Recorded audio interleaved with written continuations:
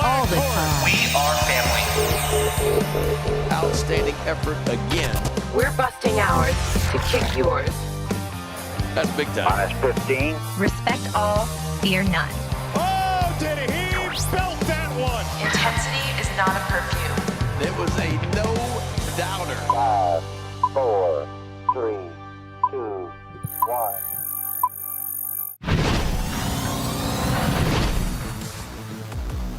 We are up in the bird's nest here at Oriole Park at Camden Yards. I'm Brendan Mortensen alongside Annie Klaff.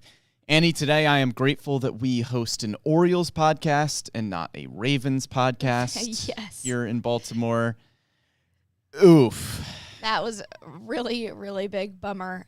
Yeah. I was out in Fed for the game on Sunday, and the energy was really, really bad. I that can't day. imagine it was a great vibe. And then the next day I went for a walk, and it was just like everything felt so glum Yeah. and sad, Yeah. and it was really, really sad. Yeah. Well, we don't have to talk about Right. it, which is nice. We can move right on because it's baseball season now. Exactly. It certainly doesn't feel like baseball weather, though. It is frigid out there. And it's freezing in here, too. I'm It so cold. It kind of is. It is really cold here in our podcast studio, but I don't know. Maybe we'll warm the folks with our Yes. wonderful hot takes. There's not going to be any hot takes on this show, I With don't our think. wonderful faces and my bobblehead. Sure, not the bobblehead. But we've got today, Annie, we're going to be talking about Coby Mayo and Samuel Basallo, where they would potentially fit with the Orioles in 2025. They're two of the best prospects in baseball. They both figure to start the season at AAA Norfolk. We'll get into that Coby Mayo discussion and if he could potentially break the opening day roster in a bit. But first, we do unfortunately need to start with some more Sad not news. great Baltimore sports news, and that is Anthony Santander signing a 5-year, $92.5 million contract with the Toronto Blue Jays. The bummer in that, of course, not coming with the fact that we thought Anthony Santander would be back. The writing was very much on the wall when the Orioles brought in Tyler O'Neill this offseason. O'Neill, a powerful right-handed bat, solid fielder, great arm. We talked about why that signing made a lot of sense, especially in maybe getting Heston Kjerstad some more reps as well. Those two in a bit of a platoon situation. We knew Anthony Santander was going to get paid. The bummer of it, of course, coming that Anthony Santander stays in the division with the Toronto Blue Jays. And not only stays in the division, but the Orioles will also see him in the season opener against Toronto in Toronto, which is kind of just the cherry on top to say, like, this is a very bittersweet thing to see Santander go. I mean, you're right. We kind of knew that he wasn't going to be back when the O's made that move for Tyler O'Neill because they had already made that move and fit for a right-handed hitting outfielder. But definitely sad nonetheless to see him go and especially stay in the division, one of the Orioles' biggest competitors now in this upcoming season. So definitely going to be sad, but at least the good news is with Burns and Santander going elsewhere, the O's do receive 2 compensatory draft picks, which is great, especially knowing how well the O's draft. Yeah, and I know that's not necessarily what fans want to point to when you lose 2 good players in free agency of going, oh yeah, we have the picks, but they are valuable picks, and we know how well the Orioles are able to draft. The compensatory picks are going to be somewhere in the 30s in the upcoming draft.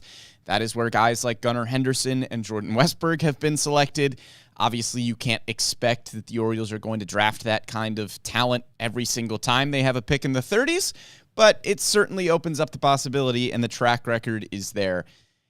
I think in general, you're happy for Anthony Santander, right? Yes. You wish that he didn't go to a division rival in Toronto, but Anthony Santander was fantastic in Baltimore. A former Rule 5 draft pick that the Orioles took a huge swing on because he hadn't played in the upper levels of the minor leagues when the Orioles selected him, and he finishes his Orioles career with 155 home runs. He was an all-star last season with a career-high 44 homers. He struggled a lot with injuries early on in his career, really seemed to figure that out. And he was one of the diamonds in the rough that we had talked about for years. With the Orioles rebuilding, it gave you the opportunity to try to find diamonds in the rough, to find guys that weren't on huge contracts, but could all of a sudden get a lot of playing time because you were on a team that was rebuilding, retooling. The focus was on the farm system. And Anthony Santander took full advantage of that. I mean, you go back to the 2020 season where he was fantastic in a short stint. And then, he gets healthy. And in 2021 and 22, 23, he starts to pick things up and becomes a leader on a really good team. And when Anthony Santander was selected, you never expect a Rule 5 draft to have a massive impact. Certainly not the impact that Anthony Santander had on this team. Yeah, and we've talked about the impact both offensively, defensively, but also in this clubhouse, and he was a huge contribution to being one of those mean leaders in this Orioles clubhouse and someone that always brought smiles either to the media or just everyone on the actual team and staff and whatnot. So definitely going to be missed. You are very happy that he is getting almost every penny that he's worth. And a 5-year deal is huge for him because we didn't really expect that if he did stay with Baltimore, we didn't think it would be a 5-year deal or anything longer than that, certainly not. But so I think that this is really good for him and something where he can show his full potential and continue to be that 40-plus homer kind of guy. So it'll be great to see him at not necessarily in a division rival's uniform, but happy for him nonetheless. Yeah, Anthony Santander, you just feel happy for the guy. As you mentioned, he was always fantastic with us whenever we spoke with him as members of the media. He was fantastic with the fans, just brought so much energy. He came up with so many clutch hits in the 2024 season. And, we have talked about how the combination of Tyler O'Neill and Heston Kjerstad makes sense to fill that role, with Tyler O'Neill being the powerful right-handed hitter, Heston Kjerstad maybe getting some more at-bats and, really taking over that right field spot. It's hard to replace 44 home runs and 100 RBIs, but I think the Orioles have a good plan to do it.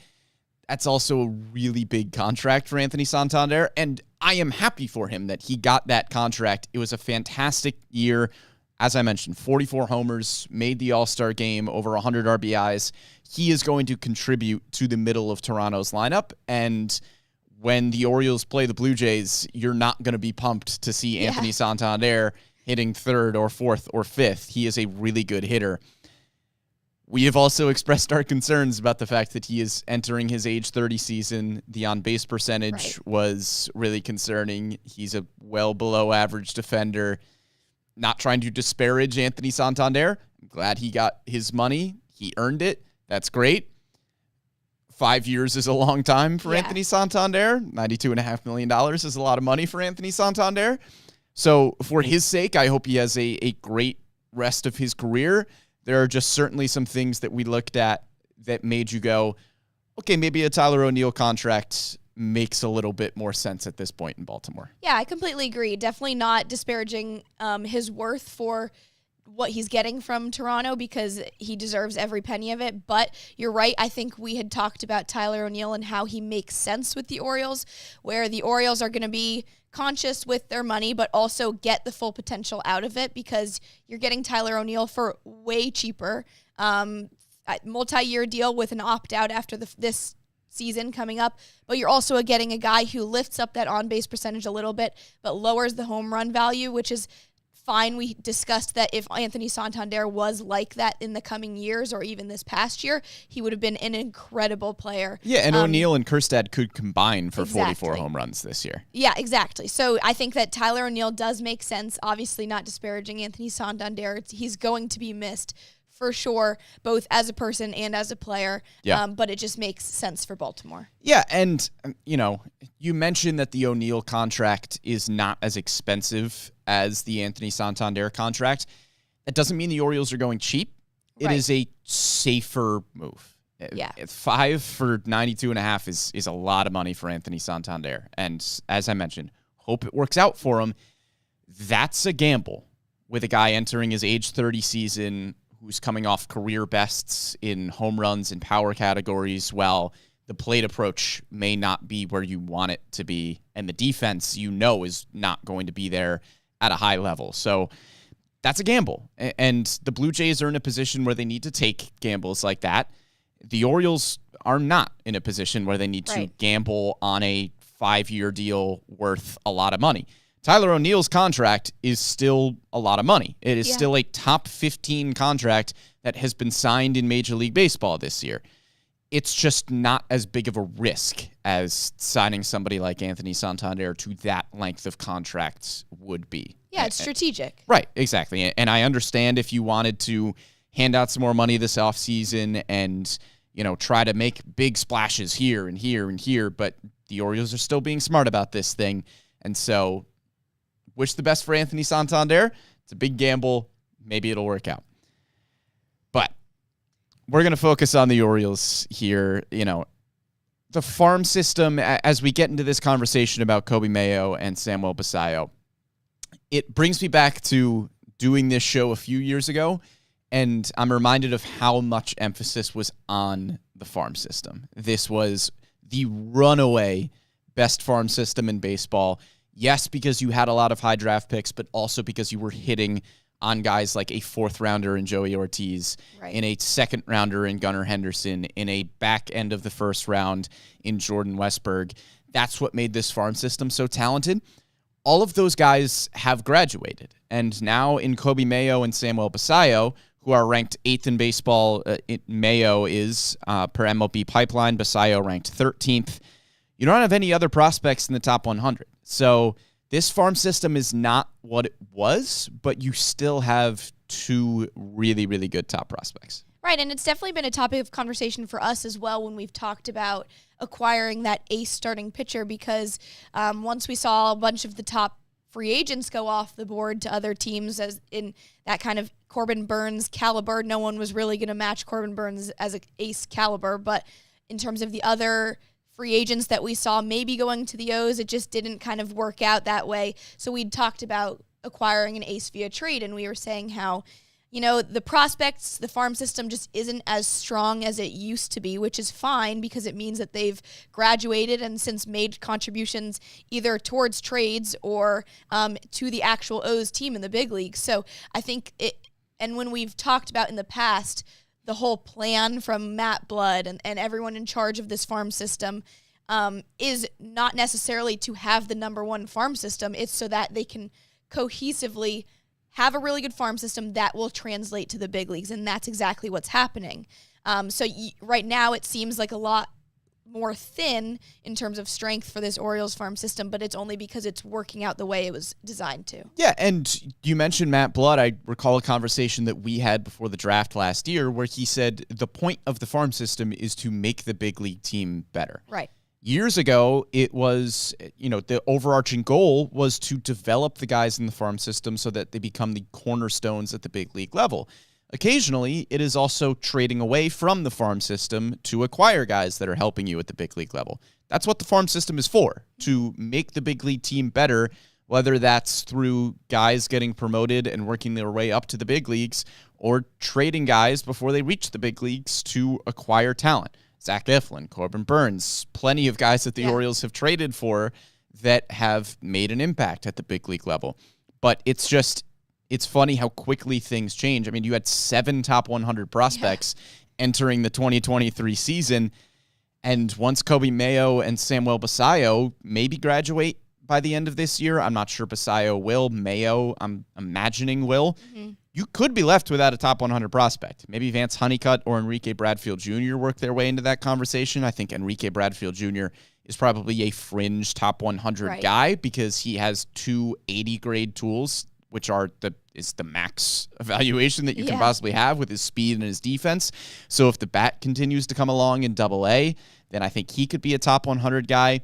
Vance Honeycutt, we know all of the tools are there. Maybe he becomes a top 100 guy with a strong season. Imagine he starts at Aberdeen this year. So those guys could work their way into the rankings, but once Mayo and Basallo graduate, it is a different farm system. Yeah, and it also makes sense when you think about the progress that the O's have made in terms of their draft picks getting later and later each year. It's a good thing, which is a great sign. Yeah. And you're right about finding the diamonds in the rough. That's just something that this front office has been known to do over the last years, and especially in the Elias era, is kind of find those guys that other teams would be scared to take the risk on, like Jordan Westberg. His swing and miss rate was one of the concerns other teams, I'm sure, had, and so they didn't go on for him. But Yet the Orioles made that risk and kind of transformed him into the player that he is today, and I have full faith that Vance Honeycutt's going to be the same way. Yeah, and so just wanted to preface the conversation about Mayo and Basallo, where if those two guys are in the majors in 2025 and they lose their prospect status and they're not top 100 prospects, it's a good thing that you have a lot of graduated top 100 prospects in the big leagues, whether it's for the Orioles or guys that they have moved that helped the Orioles acquire other veteran big league talent. So it's not the world is ending if the Orioles don't have a ton of top 100 guys. It just means that guys have been promoted and you are winning games at the big league level. And the other thing, kind of the broad topic I wanted to point out before we get into the specifics of Mayo and Basallo is that even for two fringe top 10 or so prospects, Coby Mayo got a bad ranking on Baseball America today, by the way, in their top 100, but we don't need to get into that. You can't guarantee them spots on this big league roster for everyday playing time like we saw with Adley Rutschman and Gunnar Henderson and even Jordan Westburg to some extent. Adley Rutschman and Gunnar Henderson were the number one prospects in baseball, and they came up and got spots immediately. We even saw that formula change with Jackson Holliday last year, where Jackson Holliday, again, was the number one prospect in baseball. Came up and you assumed that he was going to get close to everyday run. He got that for a little while, but then struggled. He goes back down to AAA, comes back up. Even for the best prospect in baseball, it was not a guaranteed everyday role like you gave to Adley Rutschman and Gunnar Henderson. So it's nothing against Coby Mayo and Samuel Basallo where we're saying, I'm not sure quite where the spots are, if those are the specifics we get into with those two guys, but you're just not in a position to do that at the big league level. You need to win games, and there are veterans on this roster that are helping you do that. And Mayo and Basallo, as good of prospects as they are still unknowns at the big league level. It still takes even a top prospect a while to adjust to the game. We saw it last year with Jackson Holliday, even the number two prospect in baseball, Jackson Churio. It took him a while to adjust. Down the stretch, he became one of the Brewers' best players, but it wasn't that way at the beginning of the season. So for Mayo and Basallo, yes, they're great prospects. Just don't expect them to have the same everyday playing time that Adley and Gunnar had right away. Right, and I think it comes down to the O's just simply are not in a rebuilding phase like they were a few years ago, and I think that's the bottom line, really. Is it's a good thing that you're kind of trying to figure out where Coby Mayo and Samuel Basallo fit in because you have so much strength and depth already in those positions. And that's another good sign as well, of course.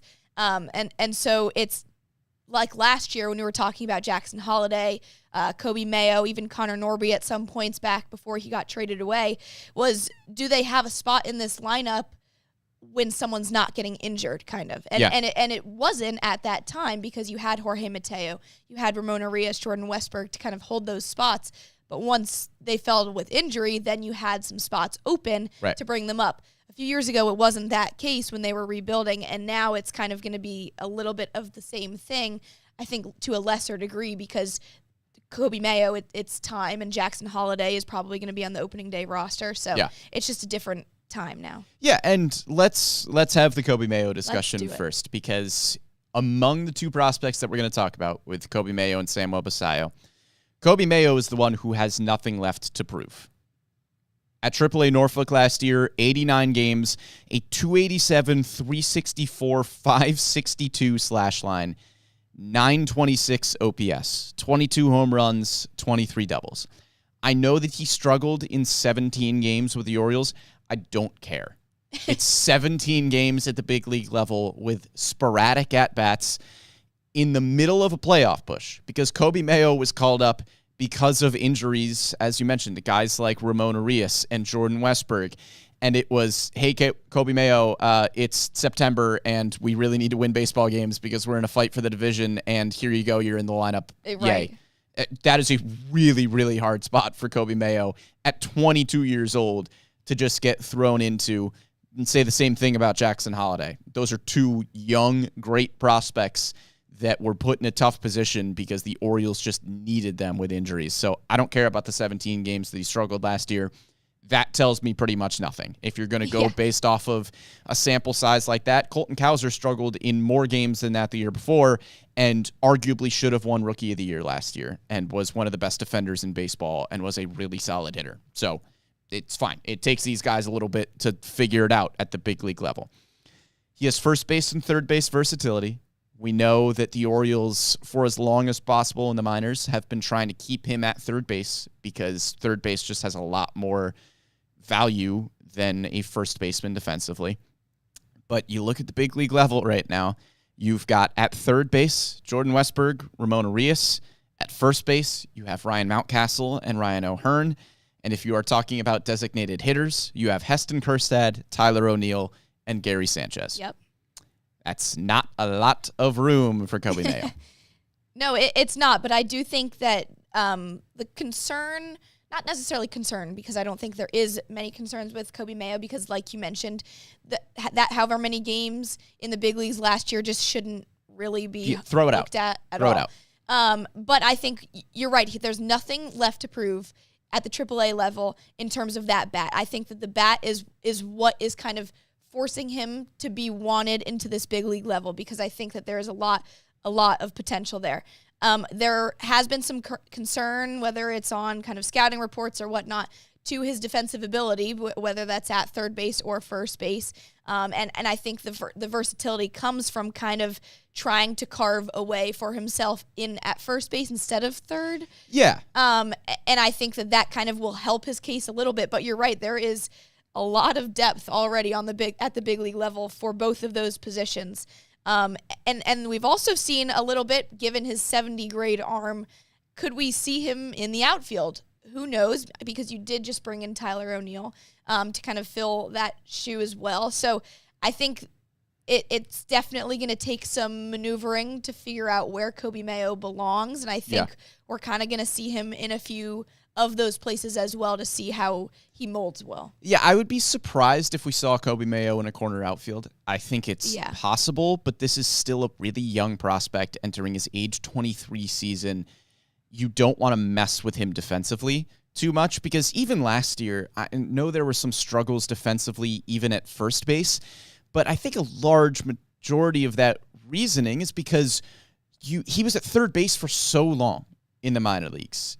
The process all along was to keep him at third base for as long as possible. Coming out of high school, the scouting report was that this guy was going to have to be a first baseman because as he got bigger and, developed as a teenager when the Orioles drafted him, he was just going to be too big to play third base.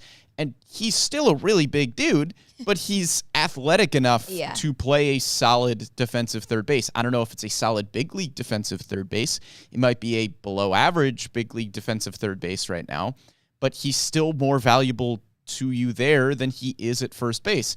I'm sure if Coby Mayo, and I'm looking forward to talking to him at spring training to see what his offseason regimen looked like, because I think it will be telling what he worked on defensively. Sure. If the Orioles view him as a first base corner outfield hybrid type of player, then that's probably what he's been doing all offseason. We're not sure. We haven't talked to Coby Mayo about what he's been doing defensively yet. I think there's probably a larger possibility that he is still working out at third base and is just going under the assumption that he is a third baseman until he is told otherwise.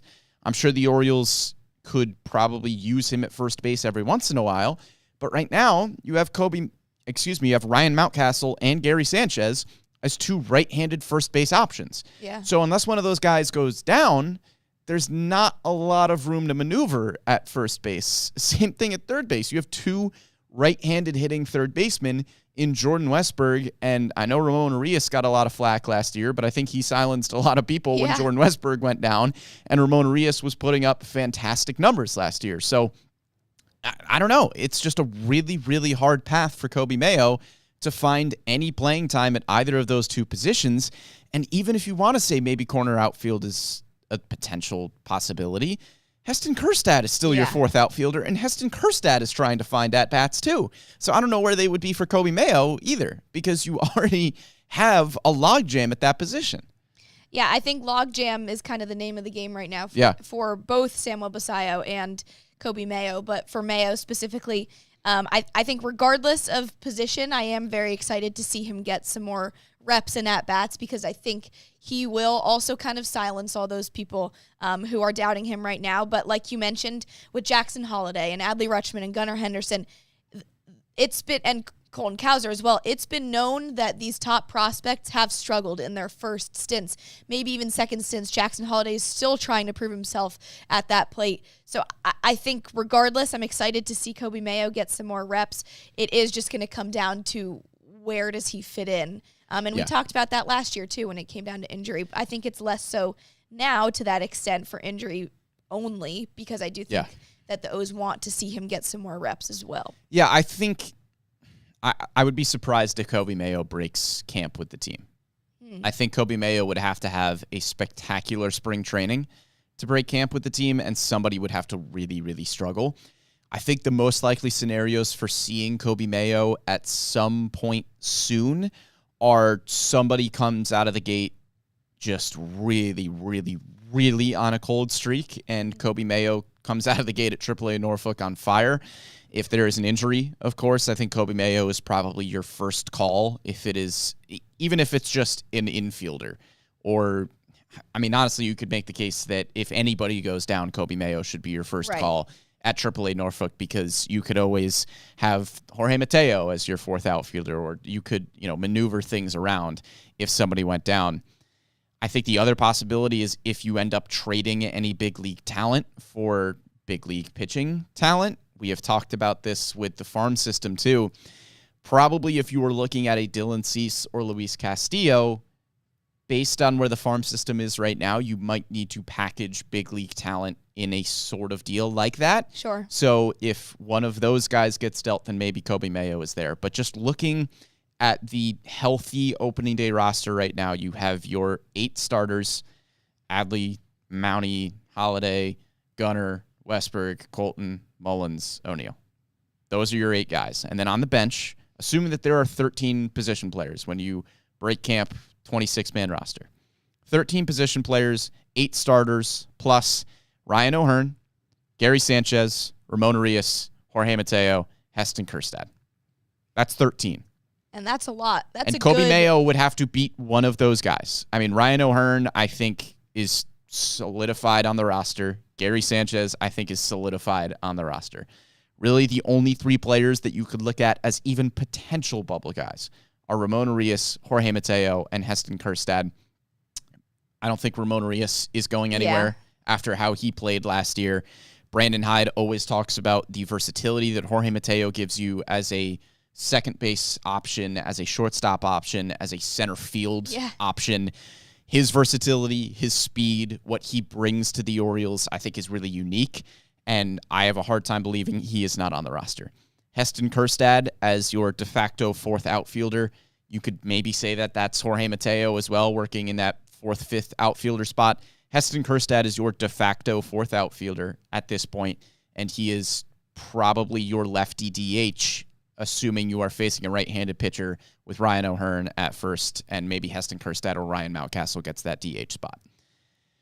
Those are 5 hard guys to beat, and I don't see Coby Mayo beating one of the 3 guys on the bubble just because of what those 3 have done at the big league level. Not to say he can't. Coby Mayo is really, really talented. That's just really an uphill battle. Yeah, I mean, that bench is strong and it's a really deep. Good bench. Yeah. And you talk about Heston Kjerstad too, because we could have a similar conversation with him where he necessarily wouldn't have gotten chances last season because there was Austin Hayes and there was Colton Cowser still fighting for an everyday position as well last season. And Anthony Santander at that point, where the outfield, he was struggling to make his breakthrough as well, and then he finally gets his chance, and then he gets hit by a pitch and is concussed. Yeah. And I think Heston Kjerstad is another one of those guys that is going to prove himself and needs to get those more reps as well in order to do so.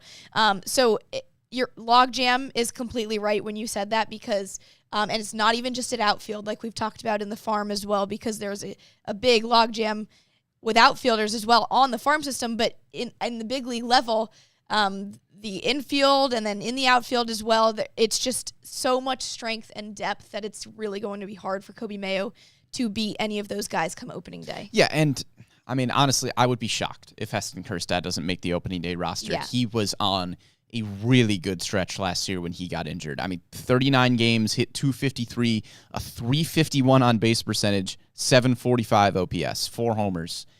Heston Kjerstad was playing really good baseball. And so this is the time for him. I mean, he's entering his age 26 season. Obviously, Kjerstad was behind the 8 ball with health issues, trying to work his way up through the minor leagues.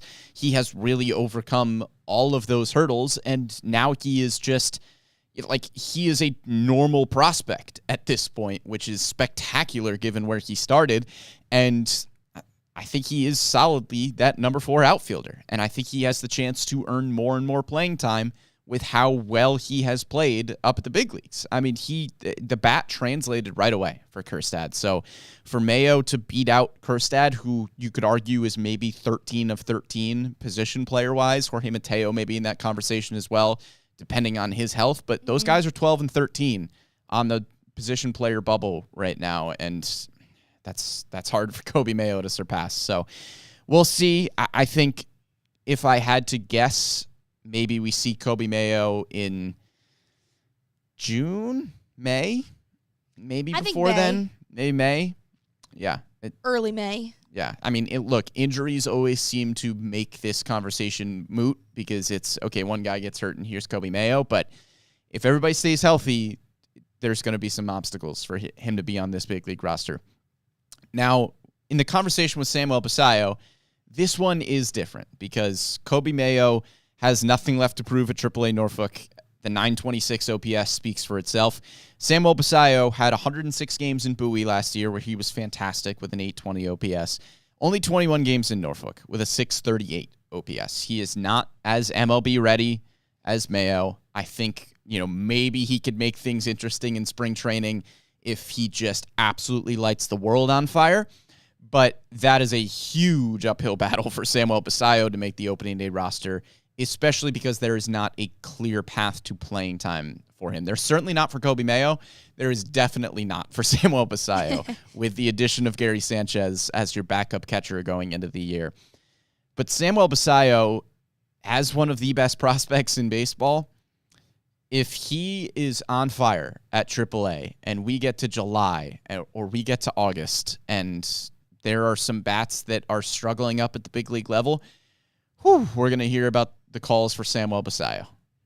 Yeah, I am really excited to see Samuel Basallo whenever that may be. I think my ETA, my targeted one, is probably after the All-Star break, sometime in the second half. I think August, September. Yeah, towards the end of the second half. But you're right. I mean, when we talked with him last year in Bowie, he kind of mentioned that the defensive versatility was needed for him to get some reps at catcher, at DH, and first base because that path was so unclear for him to get up to the big leagues. And at the time, it was James McCann and Adley Rutschman, arguably of the same difficulty as trying to beat out Gary Sanchez and Adley Rutschman. Right. And so you think about what Samuel Basallo has to do is kind of prove himself more so at first base, I think, is kind of going to be his pathway. And then you kind of look at Coby Mayo as well, if he's going to focus a little bit more on first base, which you seem to not think so. You think he's going to stick at third base, but that's just something to think about for in the future if Basallo has to kind of carve his way in that second half. But you're right, this guy, I mean, we were watching him in Bowie and just like shocked by what he can do in batting practice. Yeah, it's a joke. I mean, if you ever watch Samuel Basallo take batting practice, it's hilarious because he is, we saw him at AA Bowie. And at that time, BP. 19 years old? Yeah, and he's younger than everybody else there by 3-4 years. And he's just getting 105 exit velocity, 108 exit velocity. With consistency, the exit velocity is triple digits. The bat is unbelievable for Samuel Basallo. I think the bat has the potential to be a 30-plus home run guy at the big leagues. The biggest point of emphasis for him is going to be his defense. We talked with him last year, and that was the thing he was focusing on more than anything, was being a better catcher defensively, working on his receiving, working on his relationship with pitchers as he bounces from level to level. I'm excited to see what he does at AAA Norfolk with a lot more talented pitchers, with guys that have had big league experience that bounce between AAA Norfolk and the majors. There are going to be a lot of guys there that are going to be huge for Samuel Basallo's development as a catcher. I think you're right in the fact that the bat is good enough where he could carve out time at first base and designated hitter. He's super athletic. I think a lot of people probably remember the highlight last year where he went full split at first base, stretching to make it out. He has the athleticism to play first base, but he's a darn good athlete behind the plate too. And he's got to work on, cleaning things up a little bit, but the arm is fantastic. If he can get the receiving up, the blocking up, I think he has the potential to be, even if he's an average catcher defensively at the big league level, that is a really, really good player because what the bat brings. Exactly. And I really like his advanced plate approach as well. Yeah. You mentioned the elite exit velocities, but he also draws a lot of walks, which reminds me a lot of Adley, kind of what he does best when he's at his best, because last year we didn't see it as much as the previous 2 years for Adley, but I'm looking forward to kind of him getting back to his top potential as well in 2025. But I think that is also a really good sign to see in Samuel Basallo of what's kind of similar in his plate approach to Adley, and kind of as that what's the word I'm trying to think of, as that Adley's going to impact Samuel Basallo's kind of path moving forward as a catcher, but also at the plate, and to see that kind of hint, that similarity between them already at the plate approach is huge. Yeah, and I think that's a funny similarity between the two guys we're talking about in Coby Mayo and Samuel Basallo, where the thing that jumps off the page with both of them is just the raw power and the 30-plus home run potential at the big league level. They both hit close to 290 last year. Samuel Basallo hit close to 290 at AA Bowie. He is a better hitter, just pure batting average guy than people give him credit for. Same thing goes for Coby Mayo. These and are Heston. two, and Heston, same thing. These are good, well-rounded hitters, and yes, the power is there, but they are just solid all-around players. And Basallo, I think it is similar to the Coby Mayo discussion, where maybe injuries dictate a potential call-up if somebody is struggling at the big league level, and Basallo is on fire at AAA, like I mentioned. Maybe that dictates a call-up. But at catcher, it's Adley and Gary Sanchez, and I don't think those two guys are going anywhere. You brought in Gary Sanchez as a solid veteran backup catcher with playoff experience. He's a good veteran in the locker room. He had a nice season in Milwaukee last year. I'll be surprised if Gary Sanchez goes anywhere at any point this season. Obviously, Adley Rutschman is Adley Rutschman. That's not changing. At first base, it's Ryan O'Hearn, it's Ryan Mountcastle. Both of those guys are really solid hitters. Unless something drastic happens there, I don't see either of those guys losing their spots. And then we talked about the left-handed DH options. That's O'Hearn, and that's Heston Kjerstad, who has also been a solid bat at the big leagues. So there is not a clear path anywhere. I think injuries probably determine when Samuel Basallo gets called up. I think August, September is where I lean as well for him. Yeah. And I hope for an early entrance for Coby Mayo, but it'll just, time will have to tell for that one. Yeah. Brendan on Facebook asking if Kjerstad is still a prospect. Technically, he hasn't graduated yet. But he has not graduated, so I do believe that Kjerstad is rookie eligible. So if Heston Kjerstad were to finish, with the rookie of the year, the Orioles could be in line for for pick incentives. Yeah. If Kjerstad wins that award, I believe he is still rookie eligible. Could be wrong on that, but he is still a prospect based on some prospect rankings. Baseball America had him ranked in the top 100. I believe he has graduated from MLB Pipeline's prospect list, but I do believe he is still a rookie in classification because he does not have enough games. But Samuel Basallo, Coby Mayo, I think both of those guys will have an impact at the big league level at some point in 2025. I think it's Mayo earlier than Basallo. Right. I would be surprised if either of those guys break the opening day roster. I would give Mayo the best chance to do that, but I'm excited to see them at spring training. They are the Orioles' two best prospects, and I think they are going to have a large impact down the road. Basallo and Mayo can both be impact bats if they get called up and hit the ground running. Mayo with some experience from last year, And who knows if Basallo could just jump from level to level as he has been doing, and the bat just keeps translating. So we'll see when those guys get called up, but exciting to have a big league team with this much talent and still have two of the best prospects in baseball. Yeah, 100%. And definitely a different kind of identity of this farm system than it was about maybe 3-4 years ago. But it's all good news to have this steep of a roster and bench at the big league level that it's difficult for your top two prospects to make their way up. Yeah. So good news all around. And yeah, just really excited to see Coby Mayo, Samuel Basallo, and also Heston Kjerstad's impact at the big league level already. Yeah. This season. Yeah, absolutely. We will see what those guys do in 2025, and I'm excited to see them in just a few weeks in Sarasota. All right, Annie, before we get out of here, next week. Oh, I forgot about this. Next week, we will be joined by our good friend Tim Leonard for a draft that is still maybe unnamed. I don't know, but it's the modern era Orioles draft. Anybody on the Orioles from 2010 to present is eligible to be selected.